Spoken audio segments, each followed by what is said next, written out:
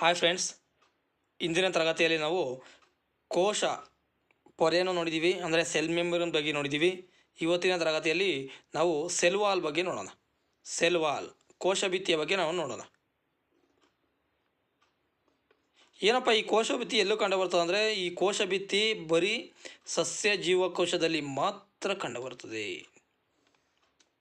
ನೋಡಿ ಯಾವ ರೀತಿ ಇರ್ತದೆ ಅಂದರೆ, ಇದನ್ನು ನೀವು ಏನಂತ ತಿಳ್ಕೊಳ್ಳಿ ಅಂದರೆ ಜೀವಕೋಶ ಅಂತ ತಿಳ್ಕೊಳ್ಳಿ.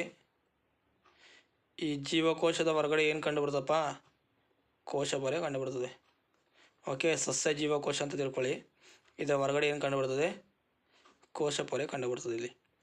ಓಕೆ, ಇದನ್ನು ನಾವು ಕೋಶ ಪೊರೆ ಅಂತೀವಿ. ಇದಕ್ಕೆ ಮತ್ತೆ ಇನ್ನೊಂದು ಲೇಯರ್ ಸುತ್ತಕೊಂಡಿರ್ತದೆ ಇಲ್ಲಿ. ಇದಕ್ಕೆ ಮತ್ತೆ ಇನ್ನೊಂದು ಲೇಯರ್ ಇರುತ್ತೆ. ಇದನ್ನು ನಾವು ಏನಂತ ಕರಿತೀವಿ ಅಂದರೆ ಕೋಶ ಭಿತ್ತಿ ಅಂತ ಕರಿತೀವಿ, ಆಯಿತಾ? ಅಥವಾ ಗೋಡೆ ಅಂತಲೂ ಕರೀತಾರೆ. ಇದು ಸೆಲ್ ವಾಲ್, ಕೋಶ ಗೋಡೆ ಅಂತಲೂ ಸಹ ಕರೀತಾರೆ. ಇದು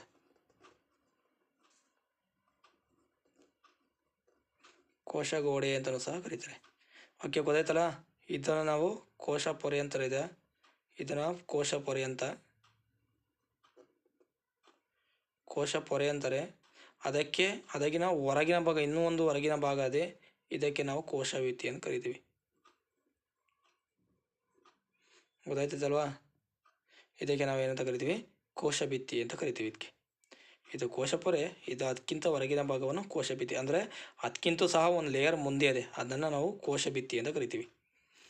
ಇದು ಸಸ್ಯ ಕೋಶಗಳಲ್ಲಿದ್ದು ಬರೀ ಸಸ್ಯ ಕೋಶಗಳಲ್ಲಿ ಮಾತ್ರ ಇರ್ತದೆ. ಕೇಳ್ತಾರೆ, ಈ ಕೆಳಗಿನ ಯಾವುದು ಸಸ್ಯ ಕೋಶದಲ್ಲಿ ಮಾತ್ರ ಕಂಡುಬರ್ತದೆ? ಸಸ್ಯ ಕೋಶದಲ್ಲಿ ಮಾತ್ರ ಕಂಡುಬರ್ತದೆ ಅಂದರೆ ನೀವು ಕೋಶ ಭಿತ್ತಿ ಅಂತಲೇ ಹಾಕ್ಬೇಕು. ಇದು ಪ್ರಾಣಿ ಕೋಶದಲ್ಲಿ ಕಂಡುಬರೋದಲ್ಲಪ್ಪ ಇದು.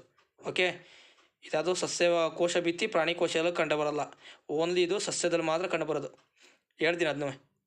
ಅತ್ಯಂತ ಹೊರಕವಚವಾಗಿದೆ. ಹೌದು, ಇದು ಅತ್ಯಂತ ಹೊರಕವಚ ಆಗಿದೆ. ಕೋಶ ಭಿತ್ತಿಗಿಂತ, ಕೋಶ ಪೊರೆಗಿಂತ ಹೊರಕವಚ ಆಗಿದೆ ಇದು ಕೋಶ ಪೊರೆಯನ್ನು ಸುತ್ತುವರೆದಿದೆ. ಹೌದು, ಇದು ನೋಡಿರಿ, ಇದು ಕೋಶ ಪೊರೆ ಅಲ್ವಾ? ಇದು ಕೋಶ ಪೊರೆ, ಅದನ್ನು ಸುತ್ತುವರೆದಿರೋದು ಅದು ಕೋಶ ಭಿತ್ತಿ. ಇದು ಹೊರಭಾಗದಲ್ಲಿದೆ. ಹೌದು, ಇದು ಸಹ ಹೊರಭಾಗದಲ್ಲಿ ಕಂಡುಬರುತ್ತದೆ. ಅರ್ಥ ಆಯ್ತದಲ್ವ ಇದು? ನೆಕ್ಸ್ಟು, ಇದು ಯಾವುದರಿಂದ ಮಾಡಲ್ಪಟ್ಟಿದೆ ಅಂತ ಕೇಳ್ತಾರೆ. ಅಂದರೆ ನೋಡಿದ್ವಿ, ಹೊರಗಡೆನ ಔಟ್ಸೈಡಿಂದ ನೋಡಿದ್ವಲ್ಲ, ಅದು ಯಾವುದರಿಂದ ಮಾಡಲ್ಪಟ್ಟಿದೆ ಅಂತ ಕೇಳ್ತಾರೆ. ಅದು ಸೆಲ್ಯುಲೋಸ್ನಿಂದ ಮಾಡಲ್ಪಟ್ಟಿದೆ. ಸೆಲ್ಯುಲೋಸ್ನಿಂದ ಮಾಡಲ್ಪಟ್ಟಿದೆ. ಇದರ ಕಾರ್ಯ ಏನು ಮಾಡ್ತದೆ ಅಂದರೆ, ಒಂದು ಸಸ್ಯಕ್ಕೆ ಸ್ಟ್ರೆಂತು, ದೃಢವಾಗಿ ನಿಂತಿರಬೇಕು, ಮತ್ತು ಅದಕ್ಕೆ ಆಧಾರವನ್ನು ನೀಡ್ತದೆ. ಓಕೆ, ಸೆಲ್ಯುಲೋಸ್ ಏನು ಮಾಡ್ತದೆ ಅಂದರೆ, ಒಂದು ಸಸ್ಯಕ್ಕೆ ಆಧಾರ ಮತ್ತು ದೃಢವನ್ನು ಸಹ ಇದನ್ನು ನೀಡುತ್ತದೆ. ಈ ಕೋಶ ಗೋಡೆಯನ್ನು ಅಂದರೆ ಸೆಲ್ ವಾಲ್ ಇದೆಯಲ್ಲ, ಇದನ್ನು ಮೊದಲ ಬಾರಿಗೆ ಕಂಡುಹಿಡಿದವರು ಯಾರು ಅಂದರೆ, ನಾವು ಗಮನಿಸಿದವರು ಅಂದರೆ ಕಂಡುಹಿಡಿದವರು ಒಂದೇ. ಅದು ಯಾರು ಅಂದರೆ ನಮಗೆ ರಾಬರ್ಟ್ ಹುಕ್ ಎಂಬುವರು ಇದನ್ನು ಕಂಡುಹಿಡಿತಾರೆ. ಈ ಕೋಶ ಗೋಡೆಗಳು ಅಥವಾ ಕೋಶ ಭಿತ್ತಿ ಅದಲ್ಲ, ಈ ಕೋಶ ಭಿತ್ತಿ ಎಲ್ಲೆಲ್ಲಿ ಕಂಡು ಬರ್ತವೆ ಅಂದರೆ, ನಾವು ಇಷ್ಟಿನ ಗಂಟ ಬರೀ ಸಸ್ಯಗಳಲ್ಲಿ ಮಾತ್ರ ಕಂಡುಬರುತ್ತೆ ಅಂತ ಕೇಳ್ತಿದ್ದೋ. ಈಗ ಇದು ಶಿಲೀಂಧ್ರಗಳಲ್ಲೂ ಕಂಡುಬರ್ತದೆ, ಶೈವಾಲುಗಳಲ್ಲೂ ಕಂಡುಬರ್ತದೆ, ಬ್ಯಾಕ್ಟೀರಿಯಾದಲ್ಲೂ ಕಂಡುಬರ್ತದೆ.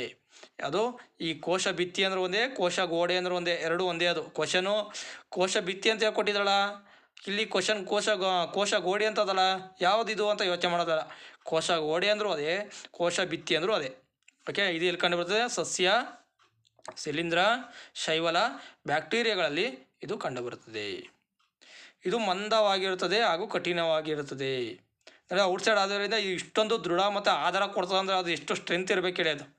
ಹಾಗಾಗಿ ಅದು ಒಂದು ಸಸ್ಯಕ್ಕೆ ದೃಢ ಹಾಗೂ ಆಧಾರ ಕೊಡುತ್ತಂದರೆ ಅದು ಸ್ಟ್ರೆಂತಾಗಿ ಇರಬೇಕು, ಅದು ಕಠಿಣವಾಗಿರ್ತದೆ. ಈಗ ಸಸ್ಯಗಳಲ್ಲಿ ನಾವು ಸೆಲ್ಯುಲೋಸ್ನಿಂದ ಮಾಡಲ್ಪಟ್ಟಿದೆ ಅಂತ ಹೇಳ್ದೋ. ಶಿಲೀಂಧ್ರದಲ್ಲಿ ಯಾವುದರಿಂದ ಮಾಡಲ್ಪಟ್ಟಿದೆ? ಇದು ಇನ್ನೂ ಕ್ವಶನ್ ಆಗಿಲ್ಲ, ಆಲ್ಮೋಸ್ಟ್ ಕ್ವಶನ್ ಆಗ್ಬೋದು ಇದು. ಯಾವುದು? ಶಿಲೀಂಧ್ರ ಕೋಶ ಭಿತ್ತಿ, ಶಿಲೀಂಧ್ರ ಗೋಡೆ ಅದಲ್ಲ, ಅದು ಯಾವುದರಿಂದ ಮಾಡಲ್ಪಟ್ಟಿದೆ ಅಂತ ಕೇಳ್ತಾರೆ. ಚಿಟೀನ್ ಅಂತ ನೋಡಿ, ಚಿಟೀನಿಂದ ಮಾಡಲ್ಪಟ್ಟಿದೆ. ಇದು ಇನ್ನೂ ಕ್ವಶನ್ ಆಗಿಲ್ಲ, ಕ್ವಶನ್ ಆಗ್ಬೋದು, ಬಟ್ ಇದು ಆಲ್ರೆಡಿ ಕ್ವಶನ್ ಆಗಿದೆ. ಸೆಲ್ಯುಲೋಸ್ ಎಲ್ಲ ಕ್ವಶನ್ ಆಗಿದೆ, ರಾಬರ್ಟ್ ಕ್ವಶನ್ ಆಗಿದೆ. ಇದು ನೆಕ್ಸ್ಟ್ ಟೈಮ್ ಕ್ವಶನ್ ಆದರೆ ಆಗ್ಬೋದು. ಚಿಟೀನಿಂದ ಮಾಡಲ್ಪಟ್ಟಿದೆ ಅಂತ ಹೇಳ್ಬೋದು.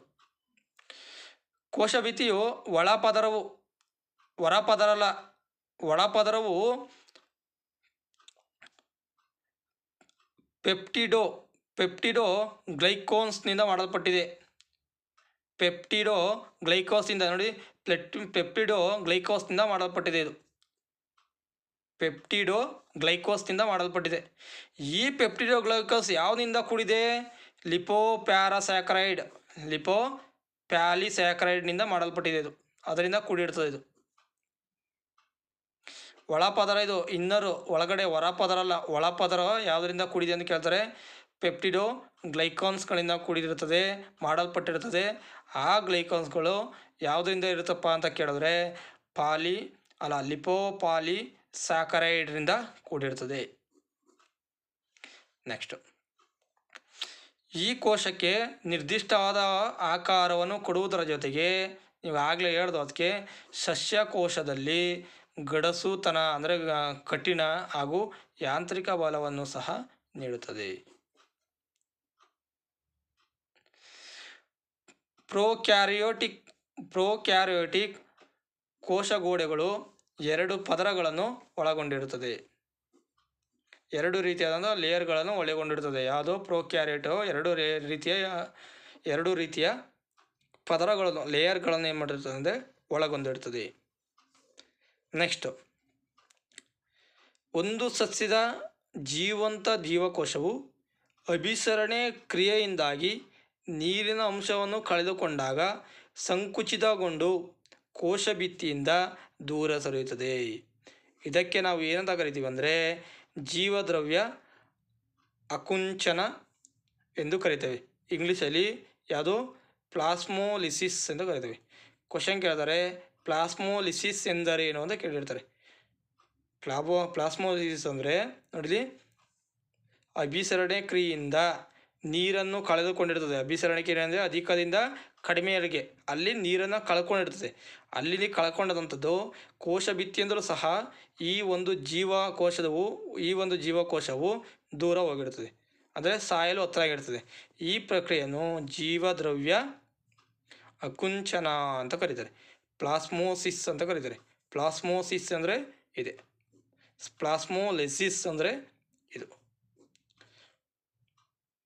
ನೆಕ್ಸ್ಟ್, ನೀವು ರಿಯೋ ಎಂಬ ಸಸ್ಯ ಎಲೆಯನ್ನು ನೀವು ನೋಡಿರಬೇಕು. ನಾನು ನಿಮಗೆ ವಾಟ್ಸಪ್ ಹಾಕ್ತೀನಲ್ಲ, ಆ ಸಸ್ಯ ಎಲೆನ ಏನು ಮಾಡ್ತಾರೆ ಅಂದರೆ ಒಂದು ಸಂಕೀರ್ಣವಾದ, ಅಂದರೆ ಸಸ್ಯ ಎಲೆಯ ಪೊರೆ ಇದಲ್ಲ, ಅದರಲ್ಲಿ ಎಲೆಯನ್ನು, ತೆಳುವಾದ ಪೊರೆಯನ್ನು, ಒಂದು ಸಂಕೀರ್ಣವನ್ನು ಏನು ಮಾಡ್ತಾರೆ ಸೂಕ್ಷ್ಮದರ್ಶಕದಲ್ಲಿ ನಾವು ನೋಡಬೇಕು. ಒಂದು ಎಲೆ ಇರ್ತದಲ್ಲ, ಈ ಎಲೆಯಲ್ಲಿ ಈ ರೀತಿ ಎಳೆ ಇರ್ತದಲ್ಲಪ್ಪ, ಇಲ್ಲಿ ಈ ಎಳೆಯನ್ನು ನಾವು ಏನು ಮಾಡ್ಬೇಕಂದ್ರೆ, ಈ ಎಳೆ ಇರ್ತದಲ್ಲ ಇದನ್ನು ನಾವು ಸೂಕ್ಷ್ಮದರ್ಶಕದಲ್ಲಿ ನೋಡಿದಾಗ ಅಲ್ಲಿ ಸಣ್ಣ ಸಣ್ಣ ಹಸಿರು ಅರಳುಗಳನ್ನು ನಾವು ಗಮನಿಸಬಹುದು. ಇದರಲ್ಲಿ ಏನಂದರೆ ಸಣ್ಣ ಸಣ್ಣ ಹಸಿರು ಅರಳುಗಳನ್ನು ಗಮನಿಸ್ತೀವಿ. ಇದರೊಳಗೆ ಚಿಕ್ಕದಾಗಿರ್ತದೆ, ಅದನ್ನು ಏನಂತ ಕರಿತಾರೆ ಅಂದರೆ ಕ್ಲೋರೋಫ್ಲಾಸ್ ಅಂದ್ರೆ ಇದನ್ನ ಕರಿತೀವಿ. ರಿಯೋದಲ್ಲಿ ಕ್ಲೋರೋಫ್ಲಾಸ್ ಅಂದರೆ ಒಂದು ಎಲೆಯಲ್ಲಿರುವಂತಹ ತೆಳುವಾದ ಪೊರೆಯ ಸಣ್ಣ ಸಣ್ಣ ಹಸಿರು ಅರಳುಗಳನ್ನು ನಾವೇನಂತ ಕರಿತೀವಿ ಅಂದರೆ ಕ್ಲೋರೋಫ್ಲಾಸ್ ಅಂತ ಕರಿತೀವಿ. ಸಣ್ಣ ಸಣ್ಣ ಅರಳುಗಳು ಕಂಡುಬರ್ತವೆ. ಇಲ್ಲಿ ಸೂಕ್ಷ್ಮದರ್ಶಕದಲ್ಲಿ ಸೂಕ್ಷ್ಮವಾಗಿ ನೋಡಿದಾಗ ಸಣ್ಣ ಸಣ್ಣ ಅರಳುಗಳು ಕಂಡುಬರ್ತವೆ. ಇಷ್ಟು ನಿಮಗೆ ಕೋಶ ಭಿತ್ತಿ ಬಗ್ಗೆ ನಾವು ನೋಡಿದ್ದೀವಿ. ನೆಕ್ಸ್ಟ್ ನಿಮಗೆ ಕೋಶ ದ್ರವ್ಯದ ಬಗ್ಗೆ ನೋಡಬೇಕು. ಕೋಶ ದ್ರವ್ಯ ಇದು ಸಪ್ರೇಟ್, ಇದು ನಿಮಗೆ ಇದು ಸಪ್ರೇಟ್ ಆಗೋದು, ಇದು ಅದರಲ್ಲೇ ಬರ್ಕೋಬೇಕು. ಬಟ್ ಇದು ಸಸ್ಯಕ್ಕೆ ಸಂಬಂಧಿಸಿದ್ದು, ಸುಮ್ಮನೆ ಸಪ್ರೇಟಾಗಿ ಯಾಕೆ ಮಾಡೋದು ಅಂದ್ಬಿಟ್ಟು ಇದರೊಳಗೆ ಮಾಡಿದೆ ಅಷ್ಟೇ, ಏನಿಲ್ಲ. ಯಾಕೆಂದರೆ ಅಲ್ಲಿ ಕೋಶ ಪರ್ಯನೂ ಬರುತ್ತಲ್ವಾ, ನೋಡಿದೆ ಅಲ್ಲಿ ಏನು ಮಾಡ್ತಾರೆ ಅಂದರೆ ನೋಡಿರಿ, ನನಗೆ ಯಾವುದು ಫಸ್ಟ್ ಯಾವ್ದು ಮಾಡಿದೆ ಕೋಶ ಪರ್ಯ ಮಾಡಿದೆ ಅಲ್ವಾ, ಈ ಕೋಶ ಪರ್ಯ ಇದಲ್ಲ, ಈ ಕೋಶ ಪರ್ಯಗೆ ಇನ್ನೊಂದು ಲೇಯರ್ ಕಂಡುಬಿಡ್ತದೆ. ಅದು ಯಾವುದ್ರಲ್ಲಿ ಕಂಡುಬಿಡ್ತದೆ? ಸಸ್ಯದಲ್ಲಿ ಕಂಡುಬಿಡ್ತದೆ. ಅದೇ ಏನಾದ ಕೋಶ ಭಿತ್ತಿ ಅಥವಾ ಸೆಲ್ ವಾಲ್. ಇದ್ರ ಬಗ್ಗೆ ಸಪ್ರೇಟ್ ಯಾಕೆ ಮಾಡೋದಂತ ಈಗ ಮಾಡಿದೆ ಅಷ್ಟೇ, ಇನ್ನೇನಿಲ್ಲ. Okay, thanks. ಇನ್ನು ಮುಂದಿನ ತರಗತಿ ಯಾವುದಂದರೆ ಕೋಶ ದ್ರವ್ಯದ ಬಗ್ಗೆ ನೋಡೋಣ. ಕೋಶ ದ್ರವ್ಯ ತುಂಬ ಇದೆ, ಯಾಕೆಂದರೆ ಅಲ್ಲಿ ನಮಗೆ ಮೈಟ್ರೋಕಾಂಡ್ರಿಯಾ ಇರ್ಬೋದು, ಗಾಲ್ಕಿ ಸಂಕೀರ್ಣ ಇರ್ಬೋದು, ಎಂಡೋಪ್ಲಾಸ್ಮಿ ರೆಟಿಕ್ಯುಲಮ್ ಇರ್ಬೋದು, ಆದರೆ ಲೈಬೋಸೋಮು ಇನ್ನೂ ತುಂಬ ಗಾಲ್ಕಿ ಸಂಕೀರ್ಣಗಳು ತುಂಬ ಇನ್ನೂ ಕಂಡು ಬರ್ತದೆ ಅಲ್ಲಿ. ಅದನ್ನು ನಿಮಗೆ ಹೇಳ್ತಾ ಹೋಗ್ತೀನಿ. ಅದು ವೆರಿ ವೆರಿ ಇಂಪಾರ್ಟೆಂಟ್ ಇದೆ ಅದರಲ್ಲಿ. ಯಾಕೆ CT ಕ್ವಶನ್ಗೆ ಅಲ್ಲಿಂದೇ ಕ್ವಶನ್ ತುಂಬ ತೆಗೆಯೋದು. ಹಾಗಾಗಿ ನಿಮಗೆ ಕೋಶ ದ್ರವ್ಯದ ಬಗ್ಗೆ ನಾವು ತುಂಬ ಡೀಪಾಗಿ ನೋಡೋಣ. ಧನ್ಯವಾದಗಳು. ನೋಟ್ಸ್ ಮಾಡ್ಕೊಳ್ಳಿ ಎಲ್ಲರೂ.